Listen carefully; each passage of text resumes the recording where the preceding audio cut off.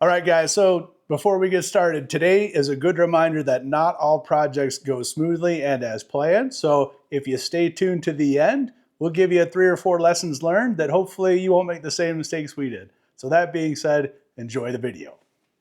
All right, everybody, welcome to another edition of Average Joe's. We're back out in the garage, and today we're going to do a minor upgrade on the 2021 Jeep Rubicon. So what we're going to do today is we're going to actually, and those of you that have done some research, there's a little bit of an issue, I don't know if it's an issue, but with the Pentastar V6, where it actually, when you first start it, it's dry for about 3.5 seconds. And that seems a little bit risky, and it seems like, you wouldn't want to have to do that if you didn't have to. So the good people at Baxter Performance came up with this handy dandy tool that helps keep oil on the top end of your motor and keeps everything, it gets oil to the top end faster. So instead of 3.5 seconds, maybe we're down to 1.5 seconds before there's oil. So the more we can protect this motor by doing frequent oil changes and adding things like this, the more we're going to do it. Because I think if we take care of this motor, it's going to last us a long time. So today, this will be the upgrade, the Baxter Performance oil filter adapter that's going to help keep that oil closer to the top end of the motor. So when we fire it up, it gets oiled faster, hopefully. So we're going to go ahead and get started. It's due for an oil change. So we're going to go ahead and do an oil change real quick. And then we'll start trying to follow the instructions. It came with really good instructions. We'll follow those and see if we can get this installed. So let's go. Okay, so the oil filter cartridge adapter goes right where the original oil filter is. The cap is right there. And we know that we're going to be using a twist-on filter going forward, which is different than what's stock. And we also know by watching some other videos that that twist-on filter is a little bit taller. So there might be some things that get in the way, specifically this guy right here. So while we've got everything sealed up, before we change the oil, we're going to go ahead and remove this little thing right here. Okay, so we cut the piece off, filed it down. Hopefully that gives us enough room for that spin-on filter to fit in there. Next, we'll drain the oil. Okay, so all we're going to do is drain the oil pan right here. It's a 1/2 inch socket.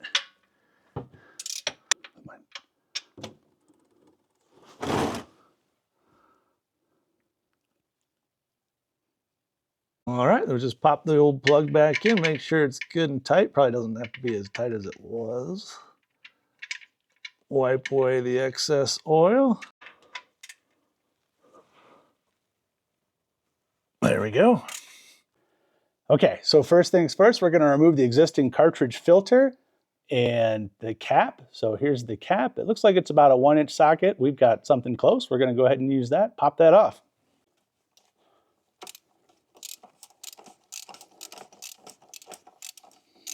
Well, it should be fairly dry because, again, all that oil, 1, is drained out, 2 drains to the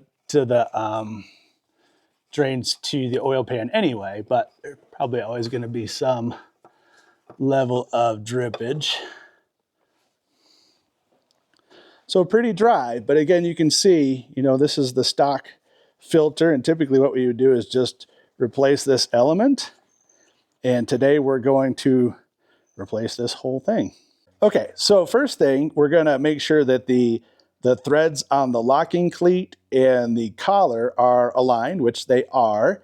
Next, we're going to lubricate the face seal and the tip, and we're going to go ahead and screw this all the way in, because what we need to do now is figure out where or which side of this is going to get the actual Schrader valve, the air Schrader valve. So we're going to go ahead and lube this up and pop it in there. Okay, so we just lubed up the face seal and the tip with some brand new motor oil, and now we're going to go ahead and pop it in there. Make sure that we're not cross-threading anything. Let's see if she fits. There it goes. Okay, so we've got this hand tightened all the way down, and those NPT fittings, one is facing this way and one is facing that way. So we're gonna back it out until one of those fittings is on this side, which is the side you can access it so you can use air. So we're just going to back it this way till that fitting is right here. And then we'll note which one it is. So we just put a little piece of painter's tape right above that NPT fitting where that's going to go. Now we're going to back it all the way out. Okay, so now that we know this is the opposite side, we're going to go ahead and put this plug in there. So it says lube that guy up. Drop it right in there.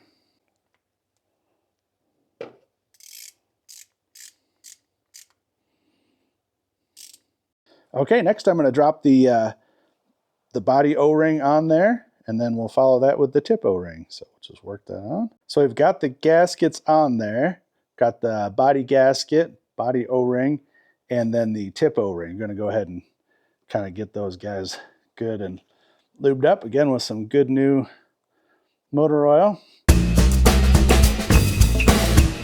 Okay, so now we're just going to drop that guy right back in there. Make sure that we don't cross thread it. So there's our blue tape, and we're just going to keep rotating that around until we have that fitting right there. Okay, now we're going to tighten up this locking screw. Remember, that's the one we wanted to line up with the threads. We're going to go ahead and tighten that down.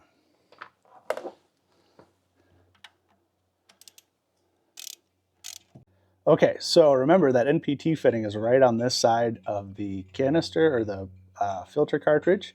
We're going to go ahead and pop that in there, put a little oil on it to make sure the threads are good and lubed. Kind of a tight fit. Okay, well, don't really know how much torque. It's super tight, just like they say on the video, so we're going to go with really tight and see how that goes. Okay, so next we're just going to put the actual Schrader valve in. Already comes equipped with the thread tape. And we'll go ahead and get that started, then finish with a wrench. So the whole point of having that Schrader valve there is so that you can blow out the canister and the filter itself when you're getting ready to change the oil. Otherwise, all that oil will probably stay up in the filter and cause a giant mess when you try to take it out over the top of the engine. So now let's see if the new twist-on filter actually fits. All right, we've got ourselves into a bit of a pickle. Clearly, one of these steps in the instructions says once you put it in, just to see where those two ports fit, you should test it with the screw-on filter to see if it fits. And we skipped that step. So when we got her all in there, we found out that even though we went through the due diligence of shaving off this little piece right here, it's hitting on this vacuum pump, which is specific, I think, to certain motors with the e-torque engine. So this is hitting and doesn't go on. So, wah, wah.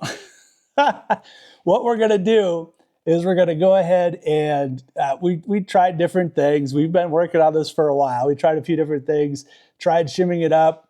There's no bracket or anything like that. You might have to fabricate something at some point, but what we're going to go ahead and do is pull the whole apparatus out, put the original back in with a new filter, and call it an oil change. So remember, sometimes average is good enough.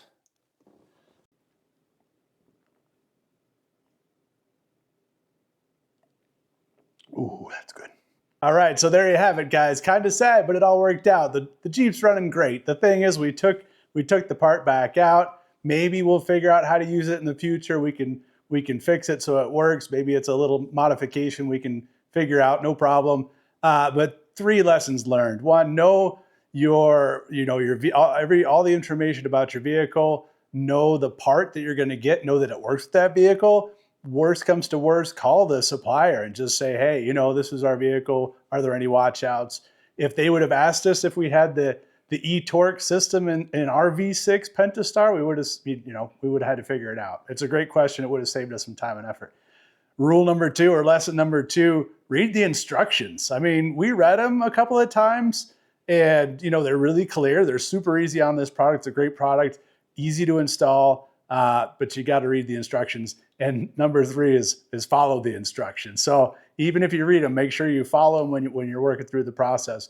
In this situation, if we'd have tried to fit that in there with that screw-on oil filter on that canister adapter, we would have seen that it would have hit that vacuum pump. So lessons learned, guys. Go out there. Don't be afraid of this product. Don't be afraid of trying it on your Jeep, but know what you got before you go into it. So get out there and good luck.